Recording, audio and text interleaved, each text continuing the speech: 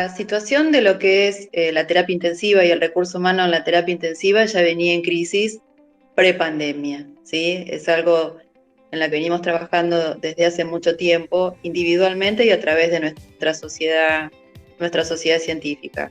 Esto se agudiza, por supuesto, en el momento de la pandemia. Y yo desde lo personal dividiría estos casi 2 años en 2 periodos. Un periodo inicial en donde nos enfrentamos a lo desconocido, ¿sí? Tanto desde el punto de vista institucional como desde el punto de vista del recurso humano. Yo en lo personal es la primera vez que atravieso una pandemia. Había pasado lo del H1N1, pero no tenía punto de comparación con lo que pasó a partir del advenimiento del COVID. Entonces, eso nos obligó a reperfilarnos desde todos los aspectos, desde el punto de vista del individuo, con muchas sensaciones. Temor a lo desconocido, incertidumbre, desprotección. Las instituciones no estaban preparadas para asumir una situación tan compleja, no estaba preparado el sistema. Nuestro sistema de salud es un sistema que viene ya en decadencia, ¿sí? Entonces, todo lo que prepandemia estaba en decadencia se reagudizó con el advenimiento de la pandemia. Eso incluso con el recurso humano, con todo esto que te digo, con incertidumbre, con temor, con desconocimiento. Las sensaciones iniciales fueron difíciles y bueno, de todas maneras lo teníamos que afrontar y teníamos que estar a la altura de las circunstancias. Eso nos obligó bueno, por supuesto, a estudiar, a protegernos y a adecuar nuestras instituciones de acuerdo a las necesidades de ese momento, ¿sí? Bueno, pasaron 2 años, por supuesto en el medio pasaron muchas cosas, desde lo individual, desde lo grupal y de lo institucional. Y hoy tenemos un recurso humano sumamente entrenado desde el punto de vista de lo asistencial, pero también agotado, emocional, físicamente. Tenemos menos recursos humanos. Si ya era escaso, hay menos recursos humanos.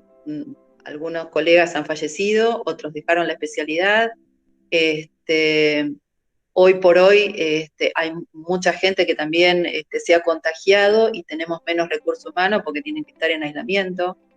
Entonces, de la situación inicial, en donde partíamos de lo desconocido, hoy tenemos mucho entrenamiento, tenemos mucho conocimiento, hay mucha información al respecto, a pesar de que hay cosas que faltan todavía, pero tenemos un recurso humano mucho más desgastado, mucho más cansado, poco motivado. Si a eso se le suman, como te decía al principio, todas las dificultades que teníamos ya como especialidad en la prepandemia. Nosotros venimos en crisis desde hace ya bastantes años, que nos faltan médicos, nosotros venimos censando la cantidad de especialistas en terapia intensiva que tenemos y son muy pocos para la cantidad de terapias intensivas que tenemos en Bahía y la zona. Entonces, la pregunta que nosotros nos tenemos que hacer, los que gestionamos algún servicio o los que trabajamos en muchos servicios, es ¿por qué motivo es que nosotros no están eligiendo nuestra especialidad? Entonces ahí nos encontramos con médicos que hacemos una especialidad que, si bien a la mayoría de nosotros nos apasiona, es una especialidad con mucho pluriempleo, digamos. Es muy difícil que un terapista trabaje en un solo lugar y eso implica que vos tengas que salir de una terapia intensiva, de una guardia y entrar a otra y resetear el chip de los pacientes, que vos tenés que hacerte cargo de un montón de pacientes y de ahí te tenés que salir a otra institución y hacerte cargo de otros pacientes. Es muy difícil. O sea, lo ideal sería tener un empleo y dedicarse a ese empleo plenamente y dedicarse a esos pacientes plenamente, si bien, por supuesto, lo hacemos en cada una de las instituciones donde trabajamos.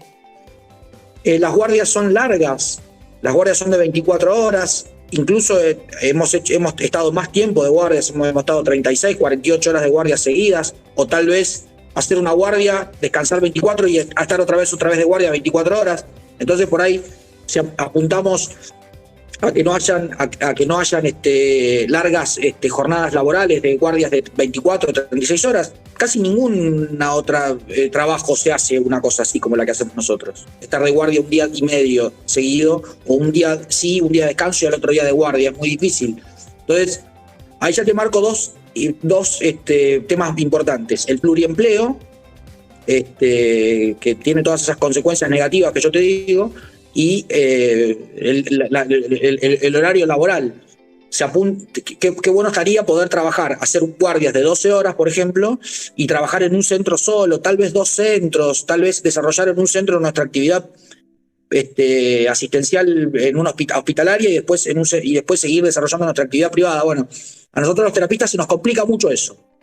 Tenemos que trabajar en más de un lugar, no podemos trabajar en un solo lugar, no podemos, por dos motivos. Una, por temas económicos, tenemos que tener más de un trabajo, y otra por temas que no hay. Entonces a mí me convocan para trabajar en una terapia intensiva y me llama el jefe de otro servicio para decirme, mira, por favor, venía a cubrirme o ayudarme o hacerme una guardia acá en este otro servicio, y también lo tenemos que hacer casi porque incluso pre y post pandemia sentimos que era tal vez hasta nuestra obligación hacerlo. O sea, qué sé yo, a mí me llamaban para cubrir una guardia de un hospital del que yo no trabajo habitualmente y me dicen, mira, no tenemos a otro y hay pacientes, que yo, y ahí cómo le decís que no, digamos, a pesar de estar agotado. Entonces, bueno, realmente esos son los dos puntos por ahí más perjudiciales, el pluriempleo y las largas jornadas laborales, las largas horario de guardia. En realidad, un poco de lo que habla Gustavo implica que haya políticas sanitarias al respecto, ¿sí? Nuestra sociedad, la sociedad de terapia intensiva se ha reunido con las autoridades, porque esto demanda, más allá de lo que uno puede hacer localmente su institución, que nuestros hospitales hoy por hoy tiene conocimiento de esto y de alguna manera tratan de hacer lo mejor posible dentro de con los recursos que tienen. Pero esto es mucho más profundo.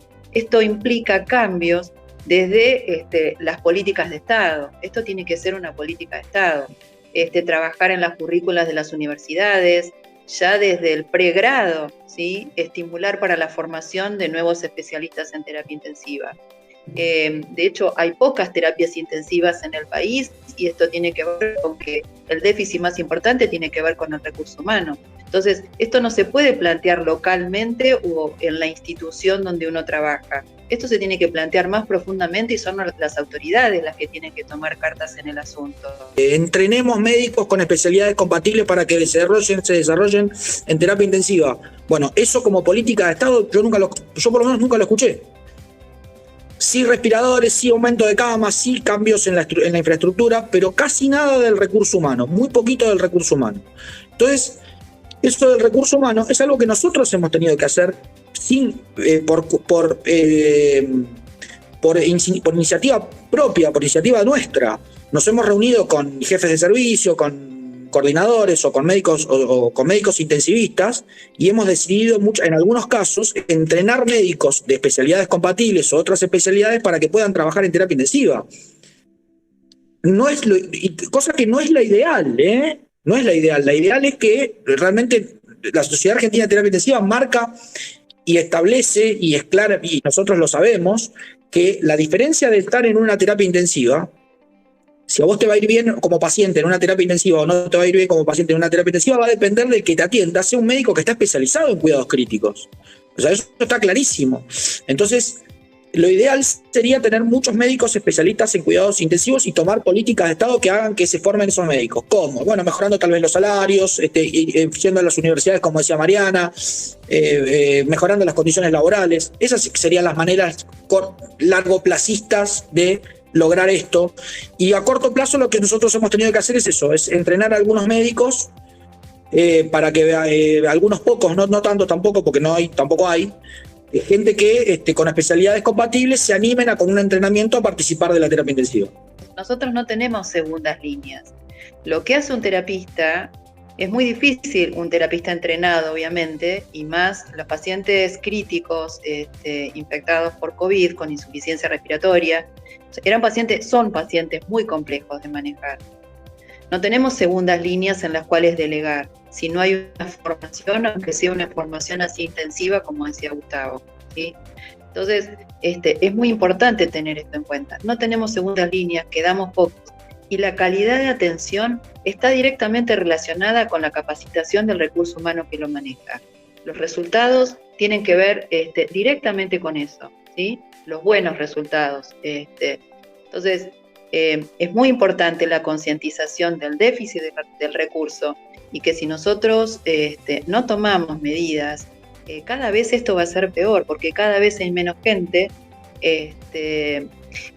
Otra de las cuestiones que tiene que ver o que le pasa al terapista es que vive de guardia, y en realidad una de las variables a tener en cuenta es que pueda acceder a ser médico de planta, a tener alguna salida más allá de tener que hacer una guardia, por lo desgastante que es la guardia. La guardia, el médico que hace una guardia, tiene una vida media corta. Vos no podés estar toda tu vida viviendo de guardia. Entonces, hay que hacer todo un recambio de lo que es el sistema o la estructura de la terapia intensiva en sí misma. Pensar que es una especialidad que lleva muchos años de formación, es una de las especialidades más completas en función al conocimiento y al entrenamiento que te da, porque vos conoces de todas las especialidades, es muy completa, es una de las más completas en función al conocimiento que le da el profesional. Pero tiene una vida media corta en cuanto al desgaste que les genera, que nos genera, digamos, ¿no? Si no hay una salida a hacer o a vivir solamente de hacer guardia.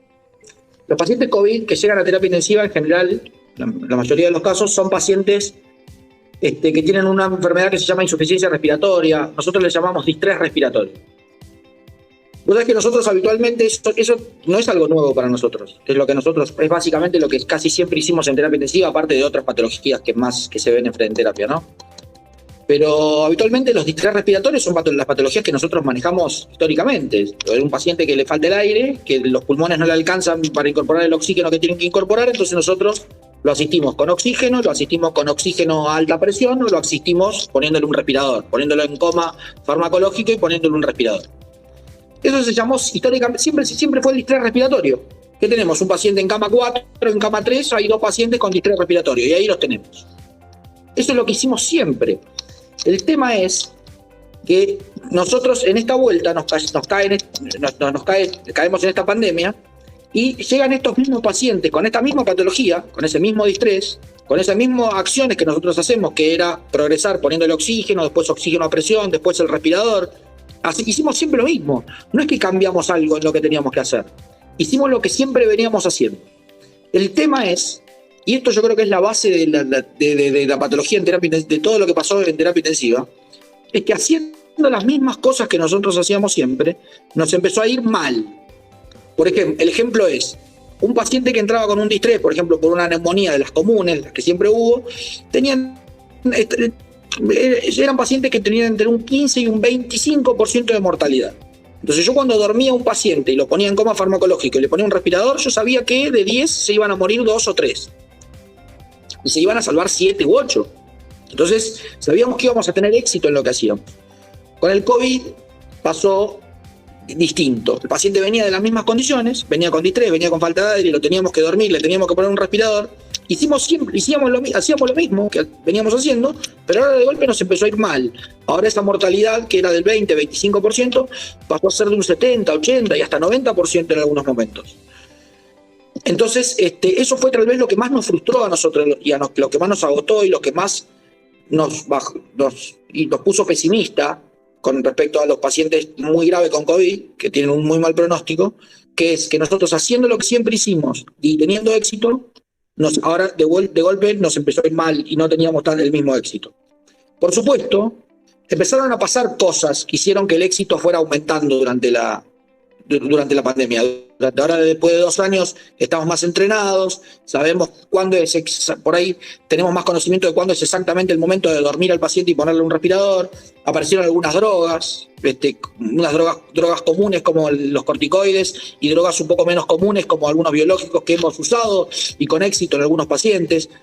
Independientemente de que, por supuesto, los 2 años de entrenamiento hicieron que empezáramos a tener un poco más de éxito con los pacientes, bueno, igual seguimos teniendo menos éxito del que teníamos antes en el caso de la insuficiencia respiratoria, que eran las de antes, con respecto a las que ahora son las del COVID. Entonces, bueno, por supuesto eso habla de una gran desmotivación, ¿no es cierto? Luchamos contra una patología distinta, más grave, más agresiva y con menos posibilidad de tratamiento y que anden bien con el tratamiento. De las cosas que ya hacíamos antes, que era, que seguramente han escuchado, es ventilar al paciente boca abajo, ¿sí? Que si bien lo hacíamos, ahora fue un gran aporte, digamos, al tratamiento. Y eso demandaba mucha carga humana. Y a veces no era un paciente que nosotros teníamos que poner boca abajo, y no era una vez. Entonces, a veces para dar vuelta, para ventilar un paciente, se llama ventilación en decúbito prono, necesitábamos 4 o 5 personas. El desgaste físico que eso generaba para todo el personal de salud también fue muy importante, y no tenías un paciente. A veces teníamos 40.000 casos diarios, nosotros las terapias intensivas estaban llenas, 80, 90, 100% de ocupación. Ahora que nos anuncian 100.000, 100 y pico mil casos, si bien ahora están bajando, el promedio de ocupación es más bajo, hay un poco menos de pacientes. En cuanto a la gravedad de los pacientes, el paciente que llega a terapia intensiva es igual de grave que siempre. El paciente está grave y lo manejamos con la misma criterio de severidad que tenían los anteriores. En general son pacientes, en general, no el 100%, pero en general ahora estamos viendo pacientes o que tienen esquemas incompletos de vacunación o que tienen grandes factores de riesgo que a pesar de la vacunación desarrollan una enfermedad grave. Entonces, ahora, ¿cuál es la diferencia? Hace unos meses atrás, cuando llegabas a terapia intensiva, te encontrabas lleno de pacientes COVID muy graves, por supuesto no vacunados, porque todavía no había vacunas, o con una sola dosis. Ahora te encontrás pacientes o que no se vacunaron, por el motivo que sea, o que no tienen completo el esquema, igual de graves, pero y menos cantidad de pacientes. No te encontrás con la terapia llena de pacientes, sino que hay 3 o 4 camas ocupadas en cada una de las terapias intensivas.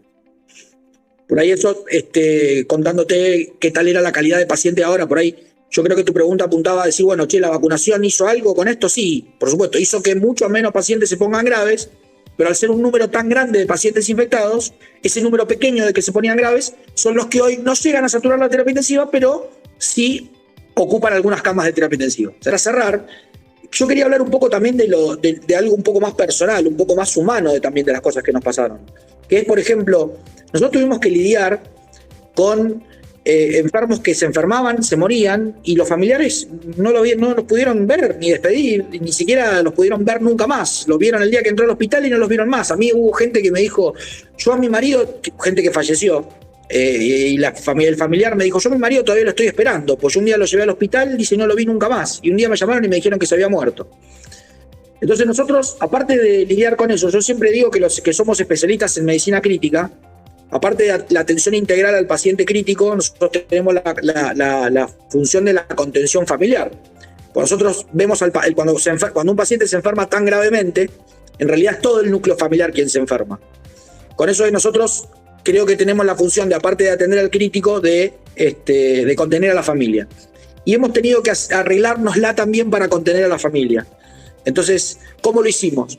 En algunos casos agarramos y en algunos pocos casos vestimos a la familia como nos vestíamos nosotros de astronauta para ver a los pacientes y los hicimos entrar a ver. En otros casos hacíamos llamadas telefónicas y nos tomábamos todo el tiempo del mundo para tratar de hablar con un familiar que lo único que estaba esperando era el llamado nuestro. Bueno, difícil lidiar con pacientes tan enfermos, pacientes que a veces que tenían más posibilidad de andar mal que de andar bien, y también con las familias que estaban desesperados. Y nosotros nos tocaba tener que contenerlos como podíamos.